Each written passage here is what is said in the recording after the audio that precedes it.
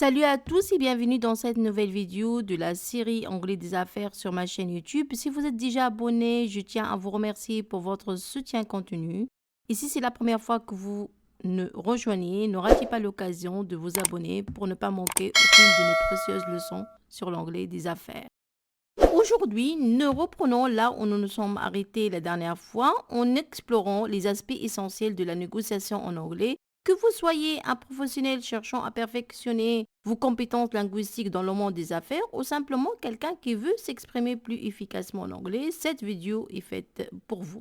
Au cours de cette séance, nous allons aborder les termes nécessaires en anglais pour commencer les débats de négociation, pour exprimer également son opinion, ses doutes et son désaccord. Nous couvrirons également la manière de formuler des propositions convaincantes et comment conclure avec succès vos débats et négociations en anglais. Je tiens à vous rappeler que cette vidéo est totalement gratuite. Vous n'avez pas besoin de dépenser des fortunes pour apprendre l'anglais des affaires. Mon objectif est de mettre à votre disposition des ressources précieuses pour vous aider à améliorer vos compétences. Alors, profitez de cette opportunité sans coût car votre réussite est ma priorité.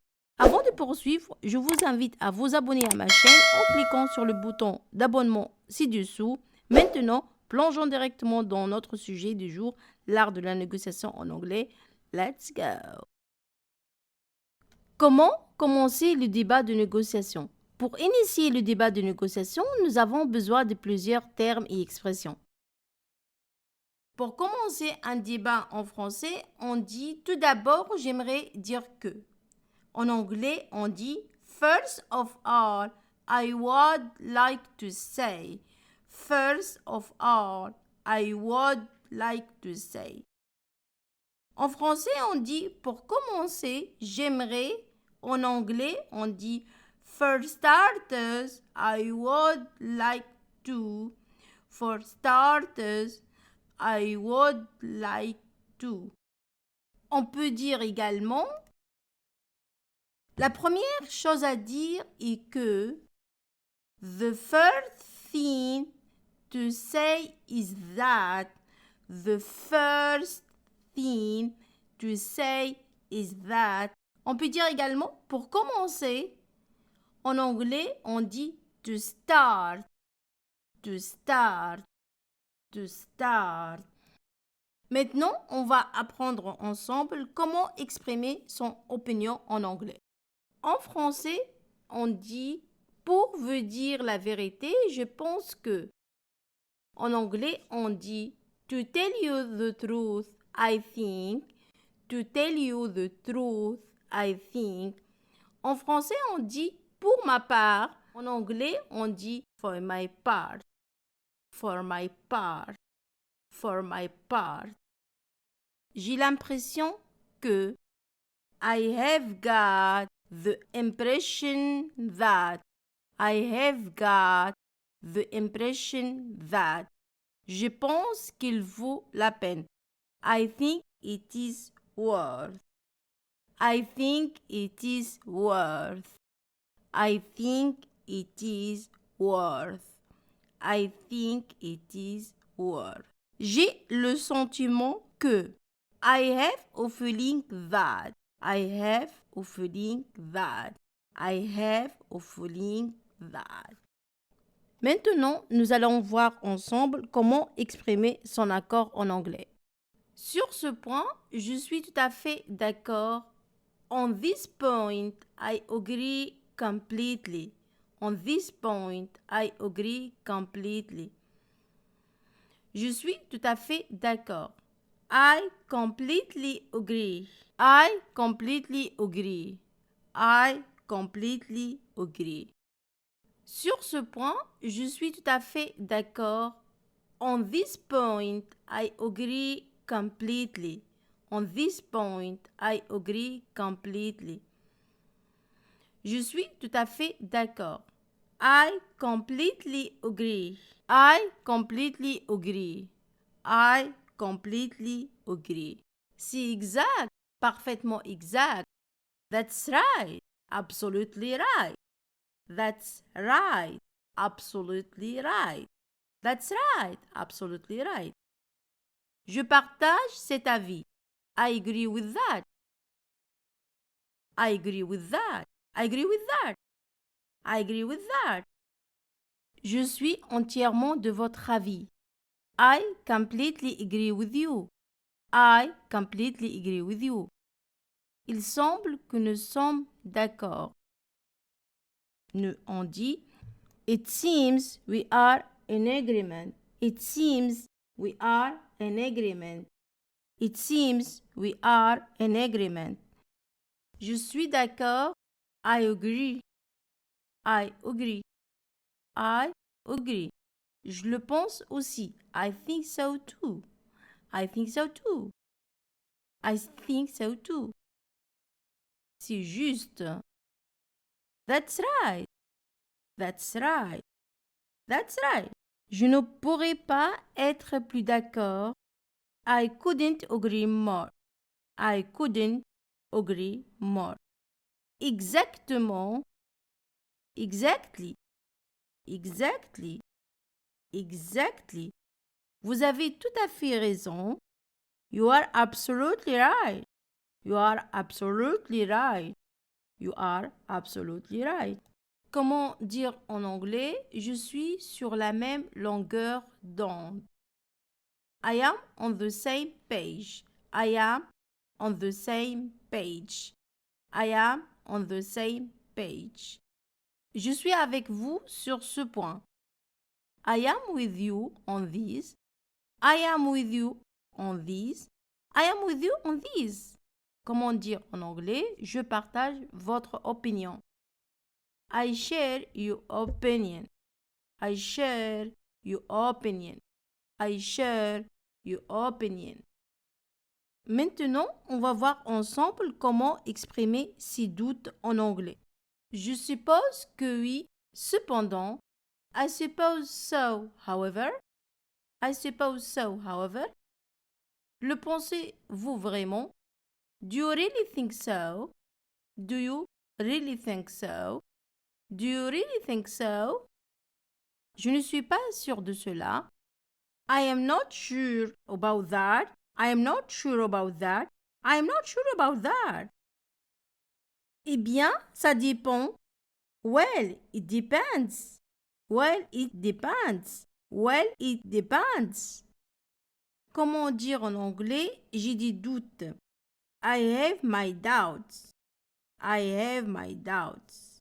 I have my doubts. Je suis un peu sceptique. En anglais, on dit I am a bit skeptical. I am a bit skeptical. I am a bit skeptical. Je ne suis pas convaincu que, en anglais, on dit I am not convinced that. I am not convinced that. I am not convinced that. Comment dire en anglais je ne suis pas entièrement convaincu? I am not entirely convinced. I am not entirely convinced. Je ne suis pas tout à fait sûr. I am not entirely sure. I am not entirely sure. I am not entirely sure. Il m'est difficile de croire que. It's hard for me to believe that. It's hard for me to believe that. It's hard for me to believe that. Je n'ai pas entièrement confiance en. On dit en anglais I am not entirely confident in. I am not entirely confident in. I am not entirely confident in. J'ai quelques réserves à propos de. I am having some reservation about. I am having some reservation about. I am having some reservation about. Maintenant, on va voir ensemble comment exprimer son désaccord en anglais. Nous ne voyons pas le problème de même œil. On dit en anglais We don't see it the same way. We don't see it the same way. Je pense pas que. I don't think that. I don't think that. I don't think that. I don't think that. Nous ne sommes pas sur la même longueur d'onde. We are not on the same page. We are not on the same page. We are not on the same page. Ne croyez pas ça? Don't believe that. Don't believe that. Don't believe that. Contrairement à ce que vous êtes en train de suggérer, contrary to what you are suggesting, contrary to what you are suggesting, contrary to what you are suggesting. Contrairement à vous, je pense que, unlike you, I think, unlike you, I think, I like you, I think. Je suis en désaccord total avec vous. I totally disagree with you. I totally disagree with you. Non, vous avez tort. No, you are wrong. No, you are wrong. No, you are wrong. Maintenant, on va voir ensemble comment faire une proposition à quelqu'un en anglais. La proposition est une étape cruciale de la négociation. Vous devez vous demander à votre interlocuteur de faire une action pour vous. Vous devez donc adapter votre proposition afin qu'elle soit la plus impactante possible. Il existe 4 manières de faire une proposition à quelqu'un en anglais. Pour faire une proposition à quelqu'un, on peut utiliser what about, how about, plus base verbale, plus ing. Exemple, what about making a deal? Ou bien, how about making a deal? Et si on passait un accord, on peut aussi utiliser la négation pour faire une proposition en anglais. On utilise why plus négation. Exemple, why don't we make a deal? Why don't we make a deal? Why don't we make a deal? Pourquoi ne pas passer un accord?